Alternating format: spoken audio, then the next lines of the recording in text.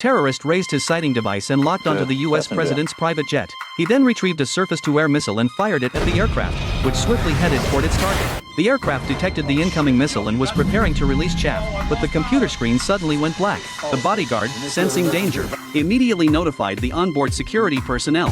He then rushed into the president's lounge and escorted the president to safety. Before he could react, he was shoved into the escape pod. I'll find you and pick you up, Mr. President! You'll find one. See you on the ground! The bodyguard closed the hatch, pressed the launch switch, and sent the escape pod out of the plane. All the security personnel then jumped out of the plane, but their parachutes did not open. One security officer noticed something was wrong but was shot dead by the bodyguard. It turned out he was a collaborator with the terrorists. The bodyguard then jumped from the plane as well.